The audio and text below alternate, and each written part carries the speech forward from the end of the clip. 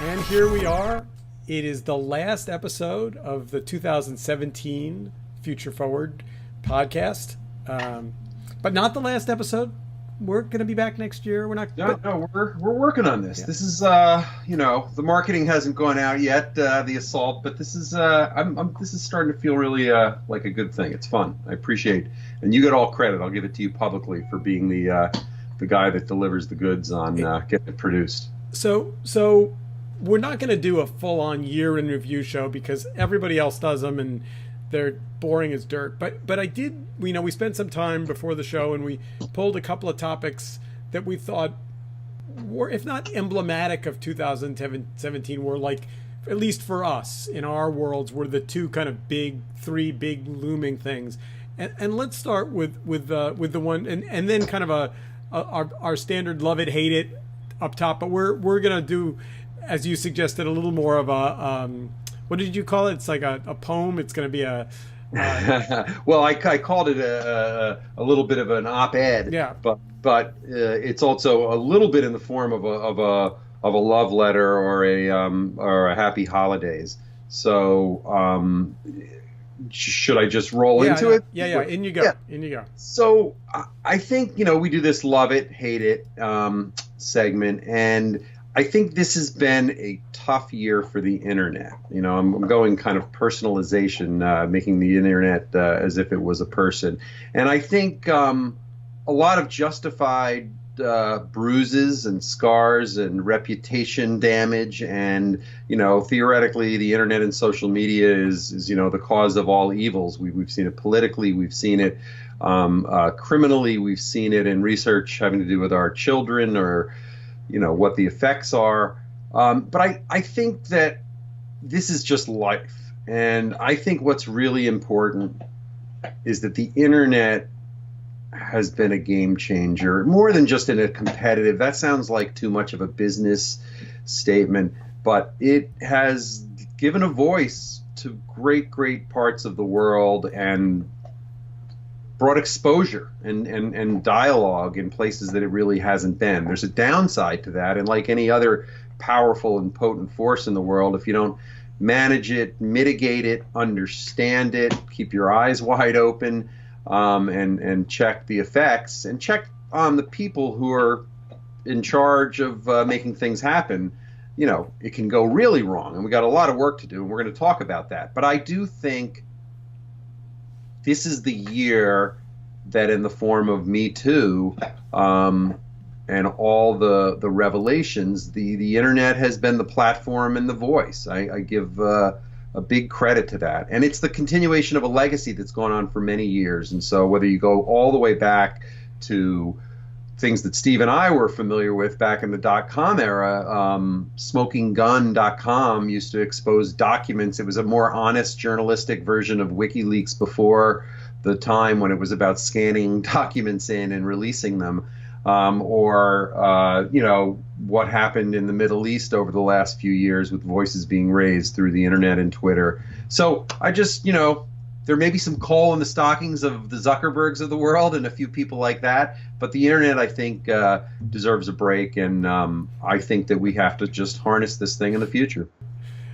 The internet deserves a break. So this is a little bit of like a combination mea culpa and like not quite a free pass, but we're saying, just do better next year.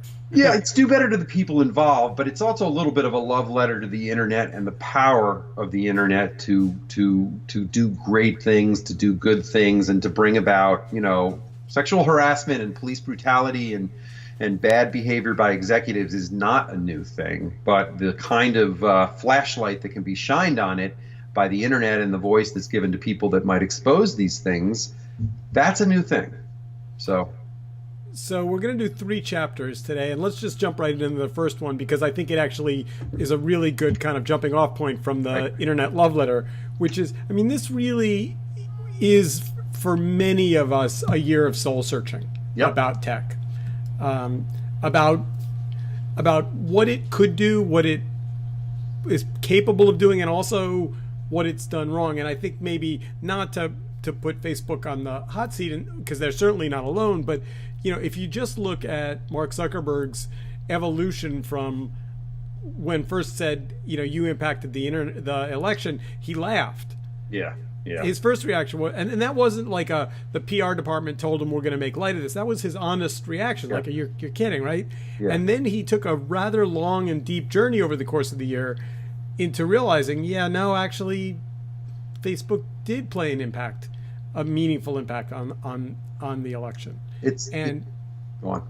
Yeah, no, but I think that you could argue that that's true of all of us in tech, that we all kind of laughed and said, hey, we're building cool stuff, but it doesn't really like change the democracy of the country. And it's like, oh, well, maybe it does actually. Yeah, I mean, it does remain an amazing mystery whether a kind of blind, oddly almost arrogance leading to naivete, because you would think that they weren't realizing their importance, but they were just focused on different things. So it remains amazing to me that that Zuckerberg and Facebook didn't realize the power of this. And I would, I would beg to differ a little, and I think even you are wiser than that. We've known since Obama,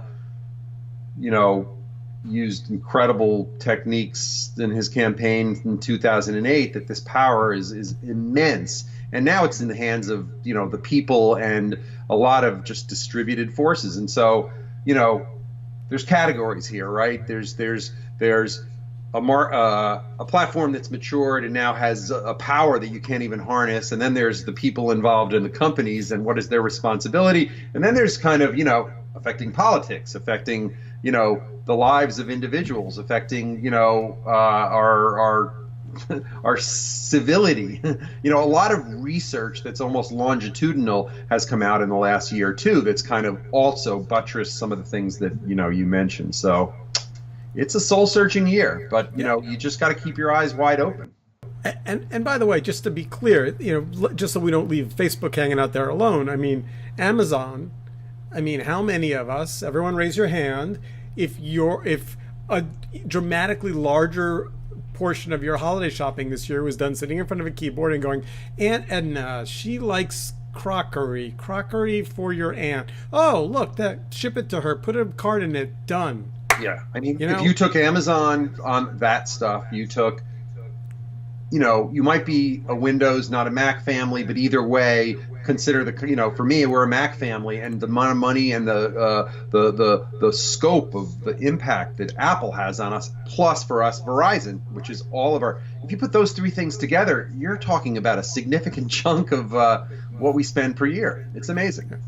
So what I would say about 2017 is, all of these things seemed like separate things at the beginning of the year. Social media was over here, e-commerce was over there, autonomous cars were sitting off over there, kind of in sci-fi land. Flash forward 12 months, and it's like, and then you've got, climate change and what's going on with the environment, and you put all these things together and you say,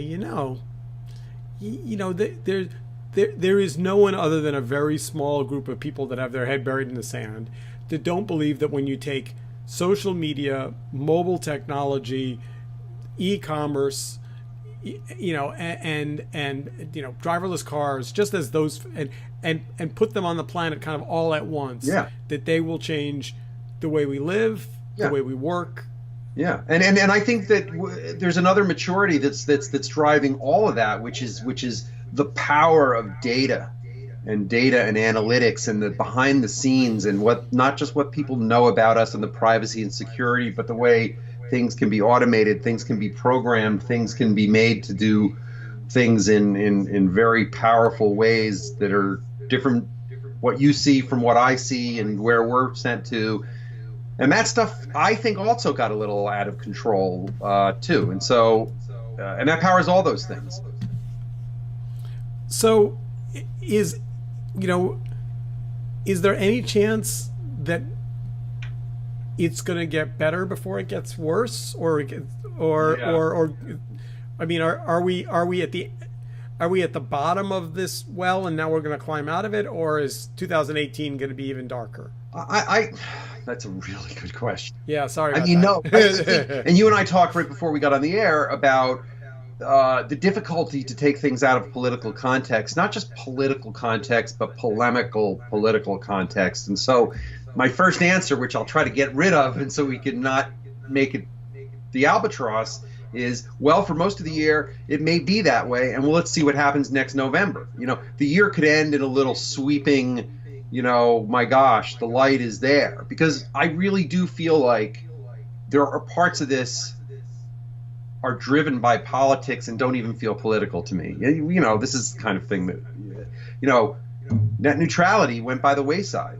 So there are things like this that are a big deal. So I do feel like I'm always about the end with the internet. It will get better and worse to extraordinary degrees simultaneously. The bad is always better news. All right, so excuse me. Let's move to the second chapter, and one that's a little bit in the same realm but a little bit more granular. And let's talk about Facebook, Russia, and fake news. Yeah. And I'll start this because, I spent a bulk of my year studying fake news. Yep. Worked with some very, very bright people, spent a lot of time at the TED residency, thought deeply about it, gave a TED talk on it. And it was a challenging talk to write because it was a bit of trying to be, concrete and thoughtful about a moving target. But and this is going to sound a little cynical, and I don't mean for it to, but I'm not sure this is a genie we're putting back in the bottle. I think you're right. I mean, I think that I guess the question is, and I'll put it to you because I think you've been really eloquent about it, and there's a kind of a follow-up to that, because I think you and I both agree that genie's not going back in the bottle, which is, do things get overlaid then to manage it, understand it, communicate to people? I mean, I'm beating a dead horse, but I'm a big person on digital literacy, and I just think I don't know the degree to which things should be completely legislated and formally done, but I think that citations is a way of saying what's the source of my information, but that this is an ad is this, or that this is being paid for, or maybe what's starting to happen in the world where ads and commerce are merging and advertorial and editorial are merging is maybe even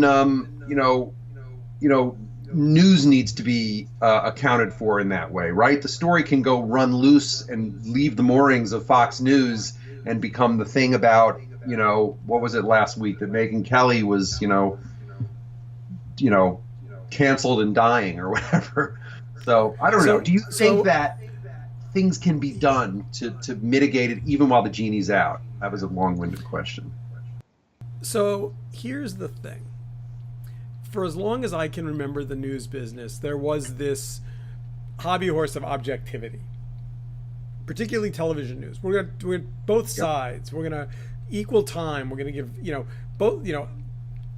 I think that's gone, and I think it's gone just partly because of the volume of information. But on the other hand, didn't get a lot of press yet, and because they launched it in the holiday season, which was very smart. But Bloomberg has a new live Twitter channel called TikTok. And I've been watching it for a variety of reasons, and a couple of things that are interesting. Lots of international news, which I'm not getting anywhere else. I mean, unless I go to the BBC. Yeah. But here I am watching Bloomberg, and they go from a piece about Star Wars to an hour-long live feed of Question Time in the UK Parliament with no editorial overlay, no announcer saying, Theresa May looks pretty, tired. Just pure feed, and I think I may have watched Question Time once on C-SPAN a long time ago. Right. But boy, I found it super. Yeah. I'm glad you mentioned C-SPAN because it really is. Are we, in the sense that reality is just many ways winning the day over whatever fiction you can come up with, and then it reverses back. Maybe there's some hope, right? But I think that's a really good point. Internet and what it points up is perspective. I mean, how educated are are people are aware or willing to. I feel like one of the saddest things out there is that journalism would come to be disrespected as an industry and as a profession. I mean, it's one of the noblest things imaginable. Of course, it gets turned into media and as a label and all this other stuff. But if I had one wish, it would be that we could restore, along with teaching, maybe, journalism as a career and as a avocation. The phrase fake news essentially gets used to label anything you don't agree with. Yeah. And I take my news diet very seriously. Right. So I read the New York Times every day, but I also make sure every day to visit Breitbart and to look at what's happening on Reddit. And I do that quite purposefully because I don't want to be in an echo chamber. And I want to understand that there are people that are getting a very different feed of information. Yeah, and you're the curation guy too. And I think the originator of all that, and in some ways was Drudge way back when, a carefully curated mix of really headlines telling a certain story. So, but keep going on that because I. Yeah, no. But I do think this kind of like polarization in which Wall Street Journal and the Murdoch properties become much harder right than they've ever been, frankly, and the White House press room seems to be willing to have a whole mix of people with everything from people that are kind of dyed-in-the-wool journalists trying to tell the truth as they can understand it to people that are essentially opinion writers. So I think 2017 was the year that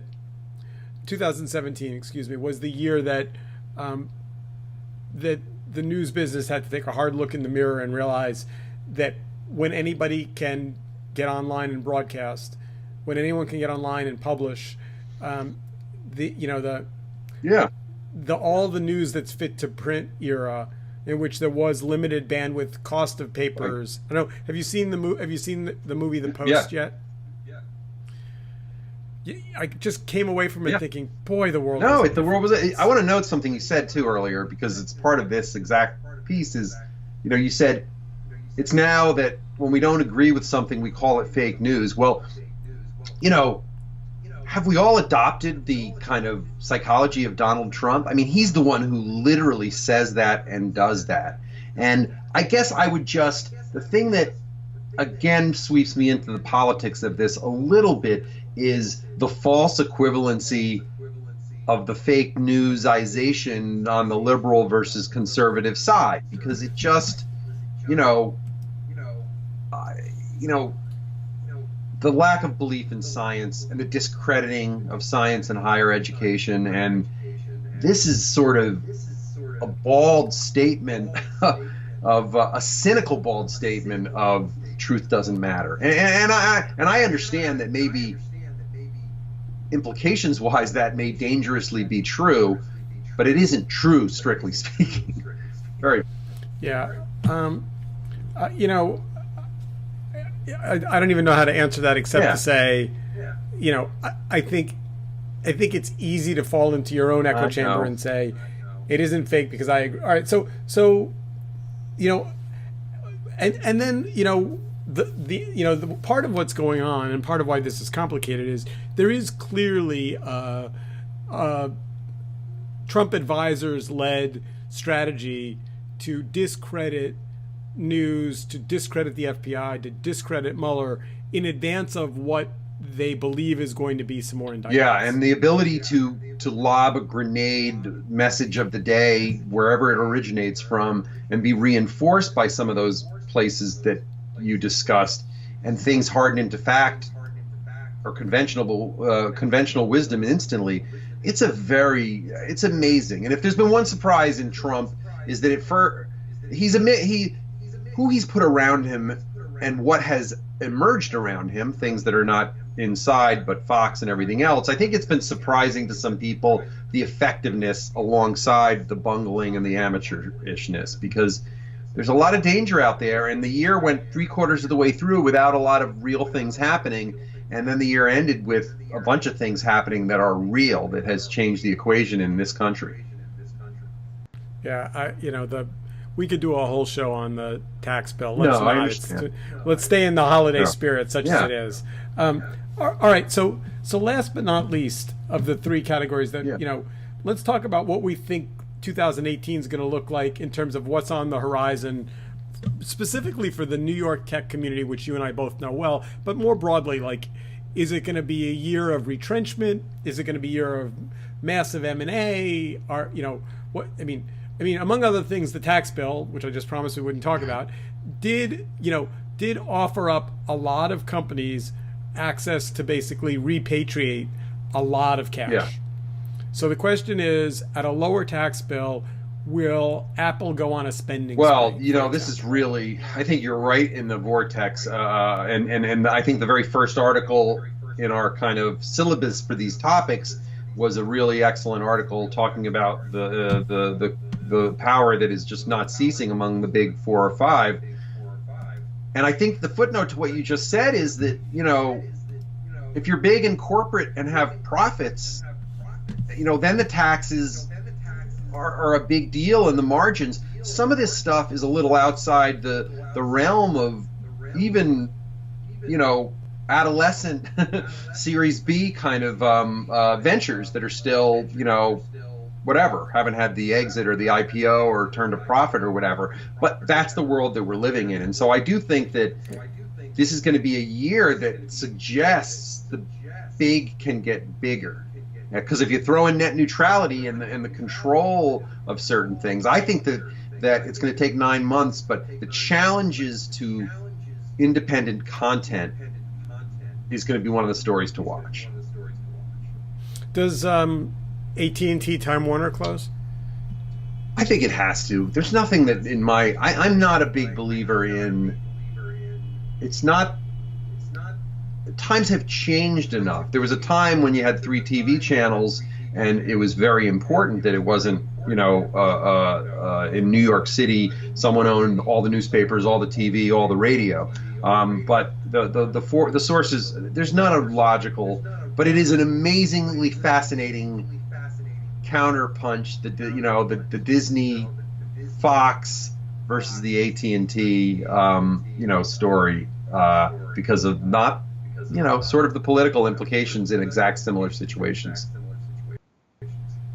Yeah, I couldn't help but think that AT&T giving those employee bonuses the day after the stock bill passed was just, maybe it's brilliant politics, but it was just such a bold-faced press release gift to the Trump administration. Usually, I think I like that stuff better when it happens in smoky, dark rooms where you can't see it. No, or when the effects are things that, sometimes big rules change and it takes years before things matter. But, we noticed this right away. And if you're in the same, everyone's talking about in New York what's going to happen with their mortgages and their taxes and whether they, sell or the real estate market is going to crater. Is really, really fascinating change afoot. Somebody said, if you're AT&T and you just got given a $20 billion gift, writing a $200 million check as a thank you card doesn't seem like a very hard thing to do.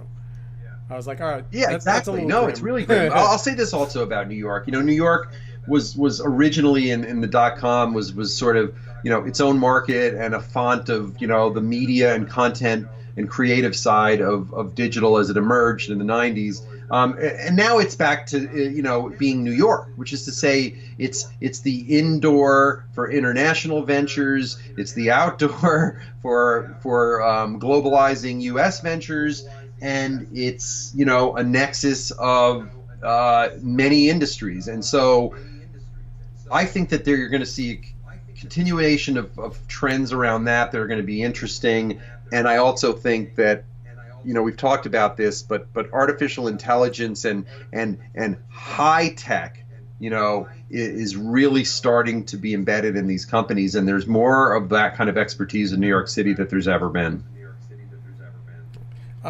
I'll say this: everything I'm reading and hearing says that the companies that are going to repatriate cash are going to use it to do massive stock buybacks.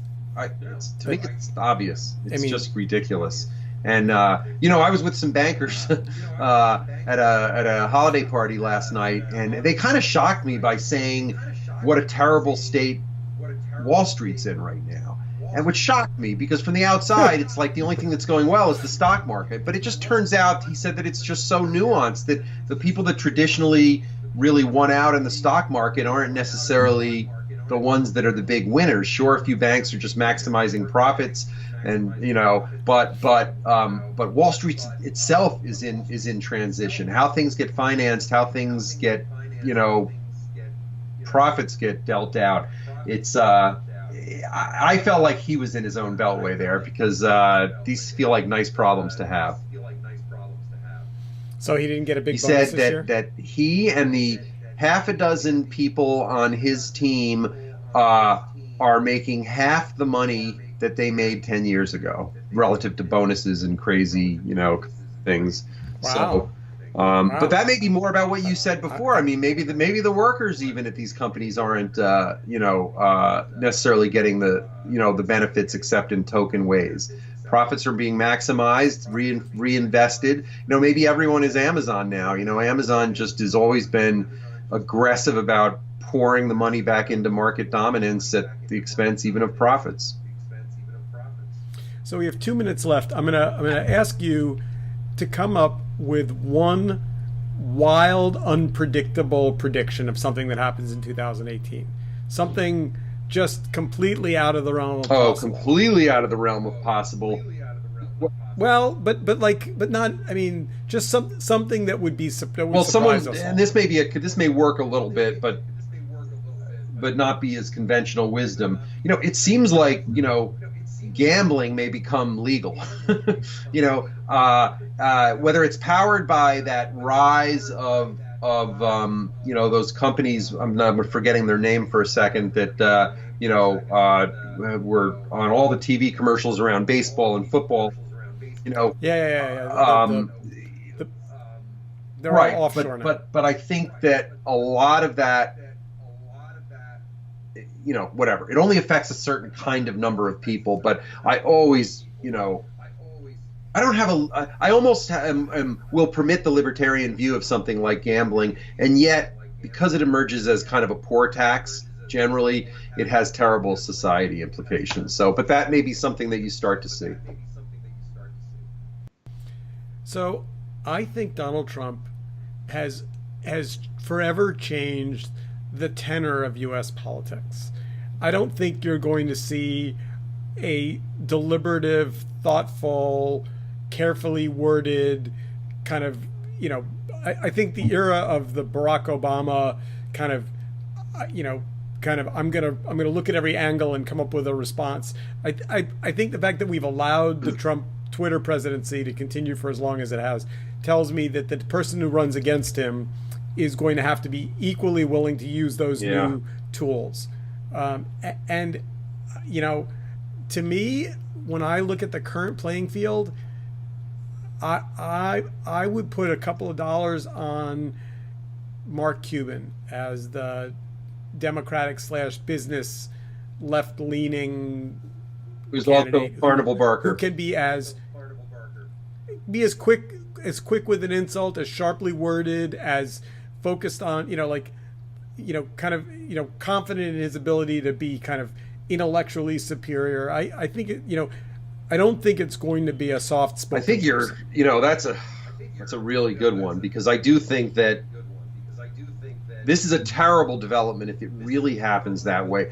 I'd like to think that it goes back, it's maybe a good full circle, to the power of digital when handled as a creative force. It's like you can have, some of the greatest films ever made came out in the 30s and 40s, which is also when Leni Riefenstahl was making the greatest propaganda films ever made, right? So hopefully you're not completely right. But I think that the fact that the medium is where the persuasion will happen, it's a foregone conclusion. And with that, we are out Happy of time. New Year, Steve. Yeah. Happy New Year. Future forward. We will move forward into the new year. And we'll be back in 2018. Sure, man. Unbelievable. You said it. Said that. All right. Well, have a good rest of the weekend, and same thing to everybody out there.